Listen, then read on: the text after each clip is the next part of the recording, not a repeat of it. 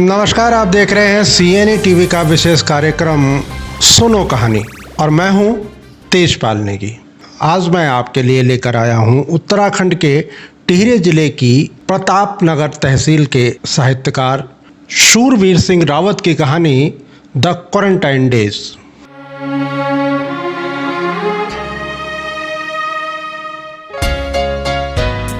कसरी को किसी ने बताया कि उसका छोटा बेटा कीड़ू शहर में महामारी की चपेट में आ गया है। कसरी ने अपने बड़े बेटे हरि को कीड़ू से बात करने के लिए कहा। हरि ने फोन मिलाया तो कीड़ू का मोबाइल बंद था। हरि ने फिर भगत को फोन मिलाना चाहा तो उसका मोबाइल भी बंद मिला। सूचना भगत ने ही भेजी थी। भगत फोन चार्ज नहीं कर पाया होगा, हरि ने सोचा। कई बार फोन लगाया तो स्विच ऑफ मिला। कहीं ऐसा तो नहीं कि भगत ने सवाल जवाब से बचने के लिए अपना मोबाइल बंद कर दिया हो। ऐसी आशंका होना भी लाजमी थी, क्योंकि इस वैश्विक महामारी के दौर में हर कोई अपनों को ही बचाने में लगा है। कीड़ू को शहर गए अभी साल भर भी नहीं हुआ था। अधिक कमाने की चाह उसे शहर ले गई थी। उस शहर में भगत ही उसका सहारा था। हालांकि वह उनकी बिरादरी का नहीं था, परंतु परदेश में तो लोग ढूंढते हैं कि कोई अपना तो हो। भगत तो गांव का ही था। भगत कई सालों से वहां पर था और उसके बच्चे भी साथ थे। कीड़ू ने फोन पर माँ को बताया था कि होटल की नौकरी से फुर्सत कम मिलती है। रात 11 साढ़े 11 बजे तक काम निपटा पाते हैं और बिस्तर में जाने तक रात के 12 बज जाते हैं। फिर भी वह समय निकालकर भगत भाई के यहाँ 2 बार हो आया है। जब भी समय मिलता कीड़ू अपने भाई और माँ से फ़ोन पर बात कर लेता था।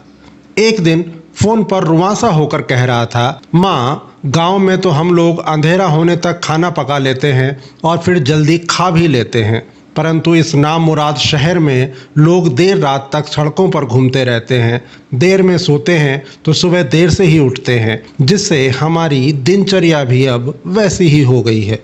सुबह उठने के साथ ही हमारा काम शुरू हो जाता है। दोपहर भोजन के बाद 3 साढ़े 3 घंटे की छुट्टी मिलती है, बस। भगत ने ही एक दिन फ़ोन पर सूचना दी कि महामारी के संक्रमण से बचने के लिए पूरा शहर लॉकडाउन है। शहर के सभी होटल बंद हो चुके हैं। कीड़ू जिस होटल में काम करता है वह भी। होटल के मालिक जो स्वयं मैनेजर भी हैं, सभी कामगारों, कुक, माली, धोबी, स्वीपर व नौकरों का हिसाब करने के बाद ताला लगाकर गांव चले गए हैं।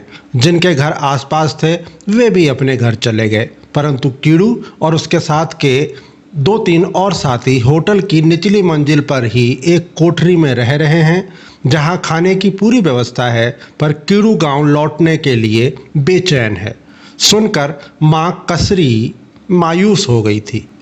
कहने लगी, हमारी भगवती कीड़ू को घर जरूर लाएगी। 4 दिन बाद भगत ने गांव में ही अपने चाचा को फ़ोन करके बताया था कि कीड़ू संक्रामक बीमारी की चपेट में आ गया है। उसके साथियों ने बताया कि उसे होटल के पुराने गैराज में रखा गया है। दोस्त एक लंबे बांस पर सुबह शाम खाने का पैकेट और पानी की बोतल बांधकर बांस उसकी तरफ खिसका देते हैं और कीड़ू खाकर वहीं पड़ा रहता है। उसके पास कोई जा नहीं रहा, क्योंकि बीमारी ही ऐसी है। साथियों ने एक भले आदमी के माध्यम से सरकार को सूचना भिजवा दी है। सरकारी लोग आते ही होंगे और उसे अस्पताल ले जाएंगे। शायद उसने कीड़ू के घर में सीधे फ़ोन करना सही नहीं समझा होगा। उसके बाद भगत का फ़ोन बंद ही मिला। कसरी ने अपने बेटे हरि ही नहीं, भतीजे और गांव के कई लोगों से मिन्नतें की, हाथ जोड़े कि कोई तो उसके बेटे कीड़ू की खोज खबर करे, उसकी ज़िंदगी बचाए, परंतु लॉकडाउन के चलते सब ने हाथ खड़े कर दिए। जब गाड़ी घोड़ा ही नहीं चल रहा है तो फिर कीड़ू तक पहुँचे कैसे? सुनकर वह रोने लग जाती। माँ थी, माँ की वेदना कौन समझता। एक दिन कसरी आवेश में आ गई और गुस्से में बोली, हरि, मैं जानती हूँ कि तेरे मन में क्या है। कीड़ू की जायदाद पर तेरी नज़र है तो जा, ला कागज और बुला पंचों को, मैं अंगूठा लगा कर देती हूँ। यदि तू नहीं जा सकता तो मैं ही शहर चली जाती हूँ, अपने कीड़ू को घर ले आऊँगी। देखती हूँ कैसे रोकेगी सरकार एक माँ को उसके बेटे से मिलने से। इतना कहकर वह फूट फूट कर रो पड़ी। हरि माँ की पीड़ा समझ रहा था, पर वह विवश था। एक अदृश्य विषाणु ने किस प्रकार शक्तिशाली मनुष्य के अस्तित्व को चुनौती दे डाली है, कितना जकड़ दिया है। पूरा जिला, पूरा राज्य, क्या पूरा देश ही नहीं, पूरा संसार ही आज लॉकडाउन में है। 2 हफ्ते से अधिक समय गुजर गया था, परंतु लॉकडाउन अभी भी जारी था। कहीं से भी कीड़ू की कोई सूचना नहीं मिल रही थी। माँ कसरी ही नहीं, भाई हरि भी बेचैन था। गांव में सभी की जुबान पर कीड़ू की ही चर्चा थी। सूचना प्रचार प्रसारण के कारण सभी लोग इस बीमारी की भयावहता से भली भांति परिचित हो चुके थे। कीड़ू के बहाने लोग अपनों को भी याद करने लगे थे जो दूसरी जगहों पर थे। महामारी को लेकर गांव में एक दिन बैठक बुलाई गई। लगभग सभी लोग मंदिर प्रांगण में एकत्रित हुए। बढ़ती महामारी, उसके बचाव तथा गांव के बाहर रहने वाले लोगों के बारे में चर्चा करने लगे। एक हैं चंद्रूदा, जिनके बेटे बेटियां संयोग से परदेश में नहीं हैं, गांव व आसपास के कस्बों में ही गुजारा कर रहे हैं। उन्होंने कहा, ऐसी स्थिति में शहर गए हुए अपने लोगों को गांव में नहीं लौटना चाहिए। जैसे भी हो, हम लोग रूखा सूखा खाकर, अभाव में रहकर गांव में सुख चैन से तो हैं। अब शहर गए लोग लौटेंगे तो हो सकता है वह अपने साथ खतरनाक बीमारी भी लेकर आएं। लिहाजा वे यहीं रहें। भगवान उन्हें राजी खुशी रखे, और खुदा ना खास्ता कुछ बात हो भी जाती है तो शहरों में अस्पताल वगैरह तो हैं ही। उनके न लौटने से कम हमारे पुरखों द्वारा बसाया गया यह गांव तो बचा रहेगा और हम भी बचे रहेंगे। गांव के 3-4 बदनाम और उग्रवादी विचार वाले लड़कों ने अति उत्साह दिखाते हुए चंद्रूदा की बात का समर्थन करते हुए आगे जोड़ दिया। शहरों से गांव लौट रहे लोगों को वे बिल्कुल भी नहीं आने देंगे। वे कसम खाते हैं कि नीचे सड़क से जैसे ही कोई गांव की चढ़ाई चढ़ना शुरू करेगा, हम लोग पथराव कर देंगे, चाहे अपना भाई क्यों ना हो। हमें तो जिंदा रहना है भाई। ऐसा थोड़ी ही होता है कि जब तुम शहर में पैसे कमा रहे थे, मज़े उड़ा रहे थे, कभी पलट कर भी नहीं देखा कि गांव में रह रहे भाई लोग परेशानी में तो नहीं हैं, और अब संकट आया तो तुम्हें गांव याद आ रहा है। पहले की बात होती तो ठीक था, पर अब इस बीमारी के दौर में नहीं, बिल्कुल भी नहीं। अरे भाई, तुम लोग तो सारे सुख भोग चुके हो, मर भी जाओगे तो क्या फर्क पड़ता है, परंतु हमें तो कम से कम लंबी उम्र जीने का सुख भोगने दो। उग्रवादी युवकों की बात सुनकर गांव के 8-10 लोग निकलकर आगे आए। उन्हें बुरी तरह लताड़ कर कहा, और भी उपाय हो सकते हैं। आने वालों को कुछ दिन परिवार ही नहीं, गांव से भी दूर रखा जा सकता है, पर तुम तो सीधे मरने मारने की बात कर रहे हो। ऐसा सोचना भी पाप है। पर गांव में 2-4 ऐसे भी थे जो दबी जुबान से उन बदनाम लड़कों के सुर में सुर मिलाने लगे, तो गांव के भले लोग उठकर चले गए। बेटे कीड़ू के गम में डूबी कसरी के कानों में पथराव की बात पड़ी तो वह गाली देने लगी। तुम्हारे बाप दादाओं का ही तो है ये गांव सालों, जो तुम गांव लौटने वालों पर पथराव करोगे। तुमने ही तो खेतों, धारे, मंगरों के पुस्तों की चिनाई की है। खुद किसी काबिल नहीं हुए और परदेश जाकर कमाने वालों से ईर्ष्या करते हो। थोड़ी देर गहरी गहरी सांस लेने के बाद माथे पर दुहत्ती मारकर कसरी विलाप करने लगी। अरे, तुम ही अगर बाहर चले जाते तो हमारे खेतों से काकड़ी, मुंगरी, लौकी, कद्दू, प्याज, टमाटर कौन चुराता। गरीबों की भेड़ बकरियों के छौने ही नहीं, आए दिन पूरे के पूरे बकरे गायब कैसे हो जाते। गांव की बहू बेटियों पर बुरी नज़र कौन डालता। मरो सालों, बड़े आए मारने वाले। गांव की बैठक के बाद 10-12 दिन बीता होगा। एक दिन अंधेरा अभी गहराया भी नहीं था। एक साया गांव के नीचे सड़क पर चलता हुआ दिखाई दिया। शायद वह शहर से आने वाली पगडंडी से आया था और थोड़ी देर के लिए सड़क पर रुक गया था, या शायद मंजिल पर पहुंच जाने की भावना से खुश होकर खड़ा हो गया था और मील भर की चढ़ाई चढ़ने के लिए साहस बटोर रहा था। उसके पैर लड़खड़ा रहे थे, पर थोड़ी देर रुककर वह गांव की ओर जाने वाली पगडंडी पर धीरे धीरे चढ़ने लगा। सड़क पर दूर दूर तक कोई नहीं दिखाई दे रहा था, पर न जाने गांव के वो कुख्यात लड़के अंधेरे में ऊपर खेतों में क्यों घूम रहे थे। उनकी नज़र एकाएक उस साये पर पड़ी तो उन्हें वह महामारी का साक्षात दूत दिखाई देने लगा। वे सभी एक साथ चिल्लाए, अरे आ गई रे, शहर से बीमारी की पुड़िया आ गई, भगाओ इसे। साया कुछ कदम ही चढ़ पाया था कि लड़कों ने उस पर पत्थर बरसाने शुरू कर दिए। वह गिड़गिड़ाया, रुको, पागल हो गए हो क्या? अरे मैं भी इसी गांव का हूँ भाई, कीड़ू। इसी गांव का खाद पानी मेरे रगों में है। 4 दिन से लगातार भूखा प्यासा चलकर आज गांव पहुंचा तो तुम लोग पत्थर बरसा रहे हो। मेरी तकलीफ तुम क्या जानो नामुरादों। जंगली जानवरों की परवाह किए बिना मैं रात में चलता था और पूरे दिन पुलिस के डर से झाड़ियों में छुपा रहता था। लॉकडाउन के चलते कहीं एक बिस्किट का पैकेट तक नहीं मिला। नदी नालों के पानी से प्यास बुझाता रहा। अमेड़ू, हिंसर और किलमोड़ा खाकर पेट की आग शांत की। सोचा माँ भाई भाभी के दर्शन कर गांव में अपनों के बीच रहूँगा, परंतु तुम लोग तो इंसानियत ही बिसर गए हो। मेरे भाई, मेरा कसूर तो बताओ। परंतु कुत्तों को जैसे कमज़ोर पशु का शिकार करने में आनंद मिलता है, ठीक वैसे ही वे बिना कुछ कहे सुने मिलकर कीड़ू पर पत्थर बरसाते रहे।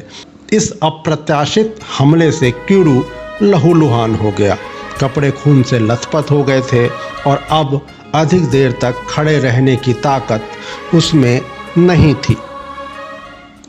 चुपचाप वापस मुड़ा और उन उग्रवादी लड़कों की नज़रों से दूर जाकर झाड़ियों में कटे पेड़ सा गिर गया। लड़कों ने आपस में खुसर पुसर शुरू की। भाग गया साला, एक ने कहा। जिंदा क्या ही बचेगा, दूसरे ने कहा।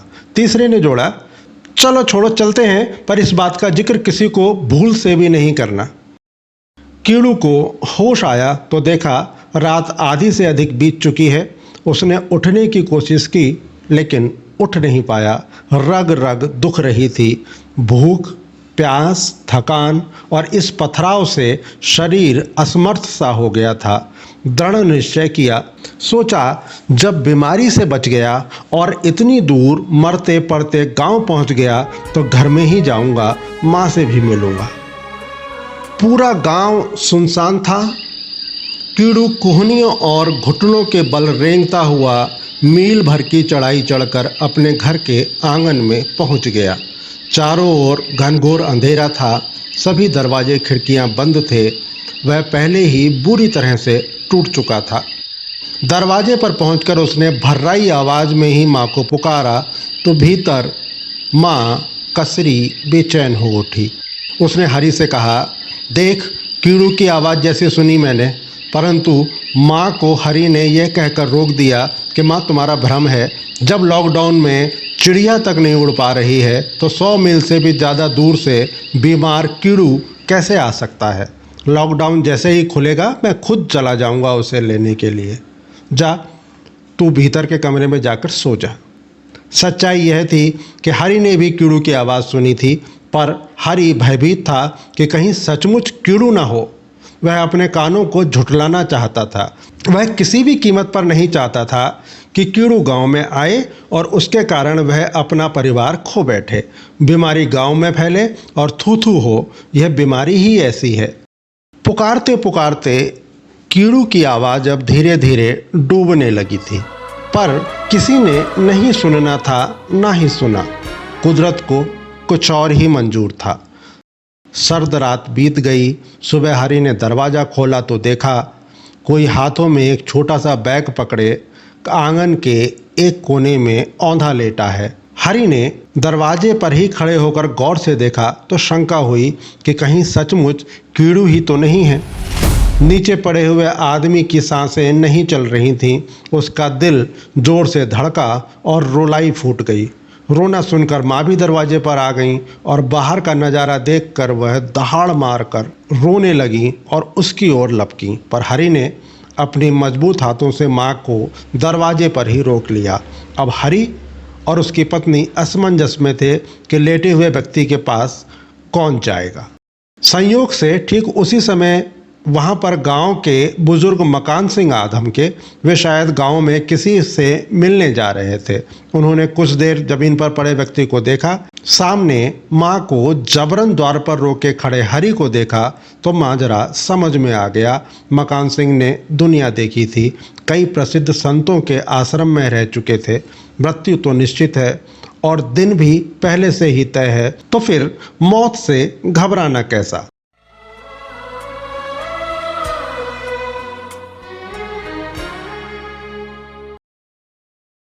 कहते कहते मकान सिंह ने उस लेटे हुए आदमी को पलटकर सीधा किया। देखा वह कीड़ू ही था, पर उसके प्राण पखेरु उड़ चुके थे। दुखी होकर उसका बैग टटोला, जिसमें एक जोड़ी कपड़े और 50-60 हज़ार रुपए की नकदी थी। साथ ही बैग में अस्पताल द्वारा जारी किया गया प्रमाण पत्र था, जिसमें 15 दिन तक क्वारंटीन में रखकर किशोर सिंह अर्थात कीड़ू की जांच करने के उपरांत पाया गया कि अब वह पूरी तरह से स्वस्थ है और उन्हें अस्पताल से मुक्त किया जाता है, लिखा था। मकान सिंह ने हरि को धिक्कारते हुए वह प्रमाण पत्र और बैग हरि की ओर फेंका और आगे बढ़ गए। कीड़ू संक्रमणग्रस्त नहीं था। सुनकर हरि की पकड़ कुछ ढीली हुई तो कसरी दौड़ते हुए दहाड़ मार कर बेटे कीड़ू के शरीर पर गिर पड़ी। हरि ने सुबकते हुए कीड़ू का बैग पास पड़ी पत्नी को पकड़ाया और माँ को कीड़ू के मृत शरीर से अलग करने लगा, परंतु माँ तो अपने लाडले कीड़ू के शोक में परलोक सिधार चुकी थी। शमशान घाट पर उस रोज माँ और बेटे की 2 चिताएं एक साथ जलीं। चिताओं से आग की लपटें उठने लगीं तो लोग वहीं घाट पर किनारे बैठकर बातें करने लगे कि यार, कसरी तो बेटे के गम में मरी, साफ है, पर बेचारा कीड़ू। गांव के बुजुर्गों का कहना था कि कीड़ू की पुकार पर रात उसके घरवाले यदि दरवाज़ा खोल देते तो कीड़ू बच सकता था, क्योंकि जो इतनी दूर से गिरते पड़ते भूखा प्यासा पैदल चलकर घर की देहरी तक पहुंच सकता है, उसमें आगे जाने का दमखम था। कीड़ू का भाई हरि सोच रहा था कि भूख, थकान और घायल होने से ही कीड़ू की मौत हुई है। वह बुरी तरह से लहूलुहान था, कोई नहीं देख रहा। सब लोग फालतू में ही सदमे से उसके मर जाने की बात कहकर तूल दे रहे हैं। गांव के वे उग्रवादी लड़के आपस में कानाफूसी करने लगे, यार, हमने इतने पत्थर तो नहीं बरसाए थे कि किसी की मौत हो जाए। कीड़ू की मौत का कारण कुछ और ही होगा। हम लोग खामखा ही अपराध बोध से ग्रस्त हो रहे हैं। चलो यहाँ घाट से निपटकर दुलार चंद के यहाँ चलते हैं, 2-2 पैग लगाएंगे, वहीं कीड़ू की मौत का गम भी दूर करेंगे। आखिर में वह था तो हमारा ही भाई।